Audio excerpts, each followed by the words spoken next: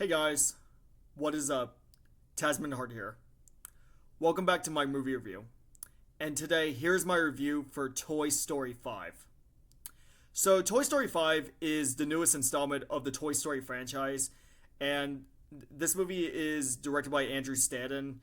And the plot of this movie is that in Toy Story 5, we follow Sheriff Jesse leads Bonnie's Bedroom Toys as they grapple with a new threat, modern technology. When 8-year-old Bonnie starts retreating to a new frog-shaped smart tablet called LilyPad, the toys fear their time has come to an end. The gang, including Buzz Lightyear, must team up with Woody to help Bonnie make real-world friends. So, I'm not gonna lie, guys. I was kind of looking forward to see Toy Story 5, but when I first heard about it, I got very mixed feelings about it. So, I wasn't.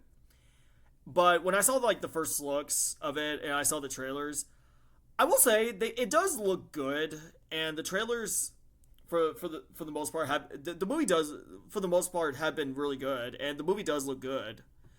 But I wasn't really as super high about this movie as I wish I could be. Like, I know the other people have been very excited for this movie, and I was too, because of course I mean, it should be no surprise. I mean, just like a lot of people out there, I love the Toy Story movies. I mean, it should be no surprise that the first two Toy Story films were all-time classics. I mean, the first Toy Story film started and, you know, it was the realm of computer animation. Like, it started computer animation, and it started Pixar. And, of course, it was a game changer. And then Toy Story 2, phenomenal sequel. And then Toy Story 3 was amazing. I mean, it's like, and of course, even Toy Story 4, which maybe not as good as the first three films, but it's still a darn great fourth installment, and definitely a nice ending to the series. Even though a lot of people say the third film should have been the ending of Toy Story, which I do agree, because the ending is satisfying for that movie. But Toy Story 4 was actually like was also a satisfying ending, while the third film was actually the best ending to the franchise. So, when I heard they're going to do a fifth film, I have very mixed feelings about it. I'm like, why? What's the point? I think the actors are getting old. And I think Toy Story is done, so what's the point?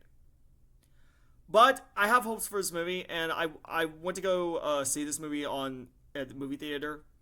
And all I just wanted is just a really great film and a very entertaining movie in the series. And, you know, I mean, it is Toy Story, so, I mean, it has to be great. And after seeing this movie, guys, what do I think about this movie? I'm really happy to say, guys, is that Toy Story 5 is a really great and a wonderful installment to the franchise. Yeah, I really like this movie a lot. I really do. So let's get to the positives. I mean, the biggest praise about this movie is, of course, the animation. The animation is absolutely fantastic. I mean, this is some of the best animation I have ever seen in a Toy Story film.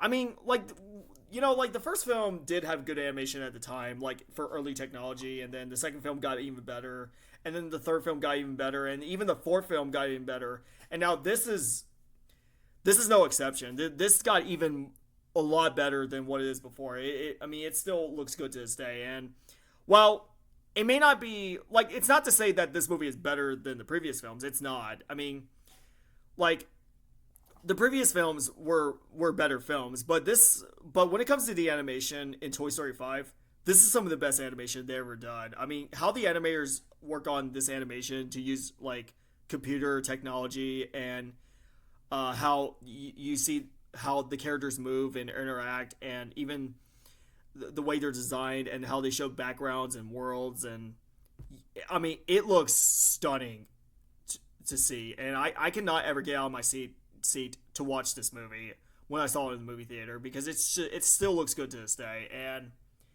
man, and you know, this year is 2026, and knowing this movie was a recent film that came out this year, man, what a right time it is. And this really shows with this movie. when it comes to its animation. And yeah, of course, this movie costs. I believe this movie cost 200 million for its budget. We even despite how it is a lot of money they spent on that budget, it is a very well spent movie when it comes to its animation. Even though they could have shattered its budget, but it still looks really good and very well spent too. Of course, the writing was really good. The writing, it's still as great as before. Well, maybe not like some of the best writing for a Toy Story film, but it still is really great writing. And how they did with all the messages about toys versus technology, but which I promise no spoilers by the way, but how they did with the toys versus technology for this movie is actually very well done. It actually got my attention while I was watching this movie. Of course, obviously the voice acting. Let me look at the cast. I mean, I know they're just. I'm just gonna read all the cast. I mean, the voice acting, without question, is absolutely amazing. I mean, of course, obviously the voice actors, like including Tom Hanks, who once again does an amazing job as Woody, as well as Tim Allen as Buzz Lightyear, and Jonah Cusack, who once again was amazing as Jesse, and Greta Lee as Lily Pad, and of course many other voice actors like Wallace Shawn as Rex, John Rasenberg as Ham, and then of course like Bonnie Hunt as Dolly, Jeff Bergman as Mr. Potato Head, not Don Rickles, because he did pass away. And he did pass away several years ago, and may him rest in peace. But I don't know if he's friend. I've been hearing he's like friends with Don Rickles, I think, but he did an amazing job playing this as Mr. Potato Head. And of course Conan O'Brien as Smarty Pants, who was absolutely amazing. I mean, say what you will about the guy. I mean, he is a talk late show host, but he was really great as Smarty Pants. And then, of course, Blake Clark as Slinky Dog, and of course, Annie Potts as Bo Peep. And Tony Hale as Forky. I mean, and all these other, and Keanu Reeves as Duke Kaboom. Like, of course, a lot of these voice actors, all these actors who play these characters all give out amazing vocal performances, and they really fit the charm with these characters that we know before from these movies. And of course, speaking of the characters are fantastic. I mean, of course, the best part. I mean, of course, you can never go wrong with Woody, Buzz, and Rex, and of course Jessie. I mean, by far Jessie was like the heart of the movie. I mean, Jessie is like the main character in the movie, and she was like the most interesting thing about this movie. And she, of course, when she goes along with Bullseye and the horse, and of course, if a lot of you guys seen Toy Story 2, you know her backstory, and it is a very unique backstory, and how she goes back to her life, it got my attention for this movie. And to me, Jessie is to me the heart of the movie. Of course, Bonnie, Bonnie may not be as beloved as Andy from the first 3 Toy Story films, because Andy is like the best character in the movies, even though you don't always use him, but you sometimes use him, but you don't always need to use him because he's a human, he's not a toy. Because of course, one of the main focuses is that you gotta focus on the toys. But what they did with Bonnie's story in this movie is really, really well done. I mean, and she was great in this movie. And like she's a really good character, and how she has to learn how to make friends, but struggles to find friends. But how they did with her story, and how they did a lot of heart for this movie is really well done. And of course, this movie does have a lot of great heart to it, just like the previous films were. And yeah, this really shows with this one. Of course, the screenplay was great. 90% of the jokes, like there's like 85 and 90% of the jokes were really really funny. I mean, this movie has really great humor throughout the film. The pacing for this movie was really well done for a movie being in. Let me check real quick. How long this movie is? I know it's a shorter movie, but okay, yeah, the pacing is really good for its hour and 42-minute runtime, and of course, and and even Lilypad, uh, like I originally thought she was like um the villain in the movie, but she's actually not. I mean, I promise I don't want to go too many spoilers, but you know how she had a redemption is really really good, and it really shows. And excuse me. Of course, um,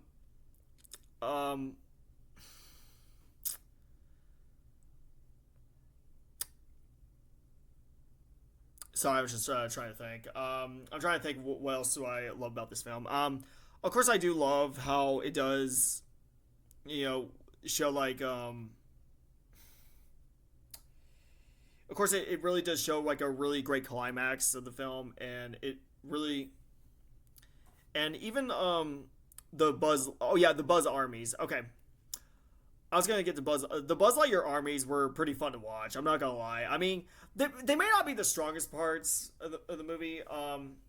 Like, but they are pretty cool to watch. Like, of course, you see a lot of Buzz Lightyear armies, you know, going crazy about following the stars, and yeah, it's pretty something. And of course, the movie has a really. Sorry, you heard dog. That was Sammy, my dog, barking in the background. Um, of course, the climax is really great, and it also has a really great ending. And no spoilers, by the way, but there is a mid-credit scene or a post-credit scene that it could happen if they make Toy Story 6. If they make Toy Story 6, you know what? I would have been fine with it, even though they should have ended Toy Story a long time ago. But I would have been fine if they do another Toy Story film, if they can give it like an ending, or either that or Toy Story 7. You know what? I would have been fine with it if they can stick with that quality, if these movies turn out to be great. As for negatives and flaws for this movie, even though I really like this movie a lot, and I do think this movie I do think Toy Story 5 is a great addition to the Toy Story franchise. It is definitely my least favorite in the franchise, but it doesn't really take away how much I really do love this film. My flaws with this movie is that even though it's really cool to see the Buzz Lightyear armies in this film, I don't know, they just were not really needed here and there, and because there are times that it kind of takes forever to get through. Which not to say it takes so long, but it just at times can take forever to get through. And there even when it had a few nostalgia parts, when it has like nostalgia baits here and there, there are times I just don't think it's needed. I mean, for Jesse's life and story, for when you've seen just because of the backstory of Toy Story 2, that I understand. But the rest, I would leave without.